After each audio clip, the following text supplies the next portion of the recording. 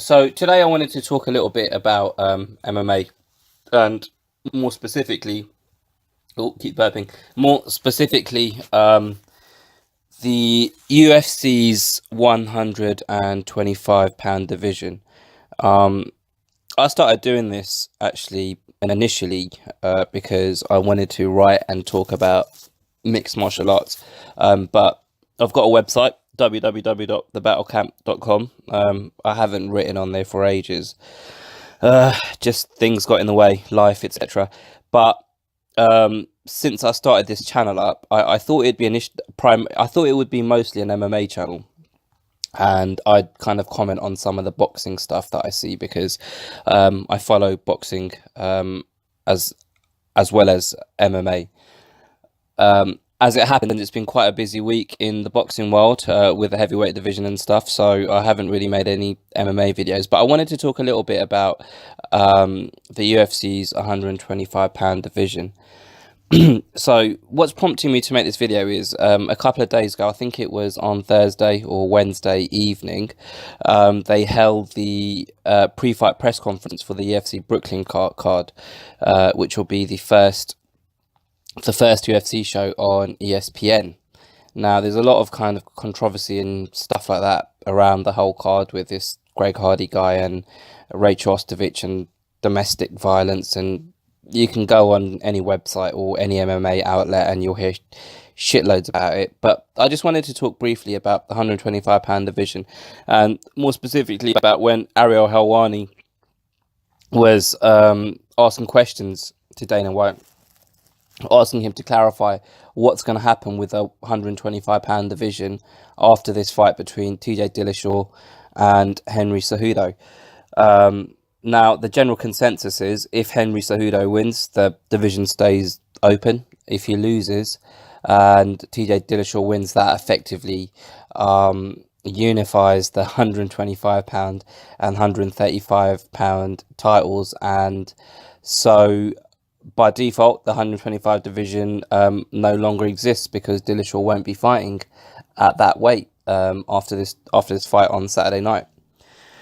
So I just got a couple of takeaways from the way the exchange went down between Dana White and Ariel Helwani. If you haven't seen the press conference, it's I'll put a link in the bottom of the description of this video. But basically, what happened was Ariel Helwani asked a question, and Dana White said, "We'll see on Saturday. We'll see on Saturday." Ariel was like, "Well, why can't you just say now? I assume you've got a plan in place. What is the plan? Can you not let us know?" And then Henry Cejudo kind of butted in, which kind of annoyed me because I wanted to see what Dana White was going to say, but Henry Cejudo kind of made it about himself, which is, I suppose it's good because he's promoting himself, and kind of said, "No, you ain't got to worry about that, Ariel Helwani. We won't be closing the division because I'm not going to lose." Kind of a stock answer you get from a fighter, basically. But okay, so this is my thought process behind all of this. Why the fuck are UFC planning on closing this division? I totally get that. Oh, it wasn't a draw. We couldn't headline with it. We couldn't do pay-per-view fights with the fighters at 125 pounds. No one cares, etc., etc., etc. But these guys fight at this weight for a reason. They're not big enough for 135 pounds. Now, it's not like the champion at 125 pounds is earning exponentially more than they would be if just because they're champion, if that makes sense. So it's not like it's costing the UFC like loads more money to keep that division open. They've got like 500 fighters on their books. They just recently had to cancel an event in January. This is why these two are fighting this week. They were meant to be fighting next week, but they had to cancel that. They've got a lot of shows and a lot of events, and I think rather than giving us interim title fights every now and again, and we all know that these interim title belts don't mean anything anymore because the UFC don't value them. So how the fuck are we meant as fans? Why wouldn't it's to their benefit, the UFC's benefit, to have another title in the picture? Yes, there's um, there's this thing where um, the champion at the 125-pound weight class isn't necessarily a big draw, and they can't kind of bank a whole show off the back of his name. But women's divisions were like that before stars started coming along. You have to wait. You have to let this thing kind of grow naturally, organically.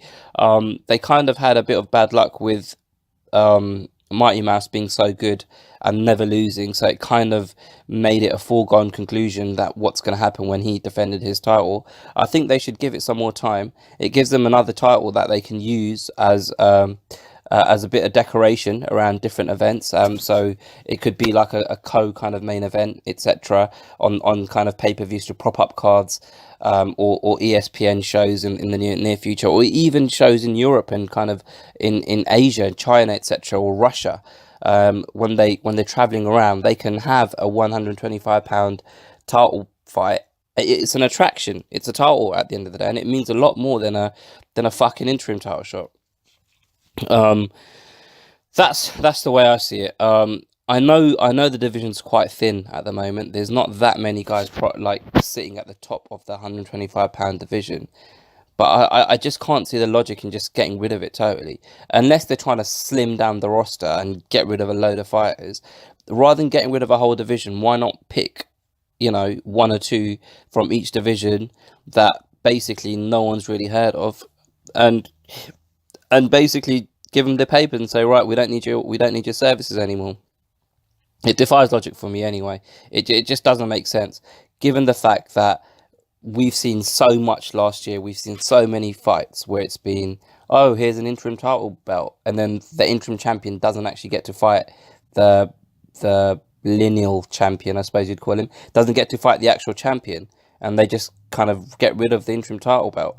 This is why Ortega didn't take an interim title shot. He didn't take that shot as an interim title belt because he said it means nothing. It's pointless. Anyway, that's my rant on the situation with the 125-pound division. I am looking forward to this fight, Cejudo and Dillashaw. Um, I, I, I can't see how Cejudo's going to win this, but then again, I didn't see how he was going to beat Mighty Mouse. I'm not really going to do a prediction video. I'm not going to give a prediction. Well, I could give a prediction now, but I'm not going to break the fight down because I haven't really sat down and actually thought about it. I haven't really watched enough video about it to say that I can see a path to victory for either fighter. I haven't even looked at the betting odds, to be honest. I assume Dillashaw's the favourite. His striking is a lot crisper than Cejudo's. I think his footwork will be a bit of trouble for Cejudo, but I don't know how this kind of move down, how it's going to affect Dillashaw, and also I'm assuming at 125 pounds, these guys are faster than 135 pounds. So Dillashaw's fast for his weight class. Will that speed carry through at a lower weight? Fuck knows. I know it's going to be a good fight. I'll make a video to react to what happens in it. But at this stage, without actually doing any thorough research, I'd say Dillashaw's probably going to win. But it should be a good fight. I'm interested to see how the show looks, if it's any different with it being on ESPN for the first time. We'll see. But yeah, like, comment, subscribe, all of that stuff at the bottom. And I'll see you next time. Bye.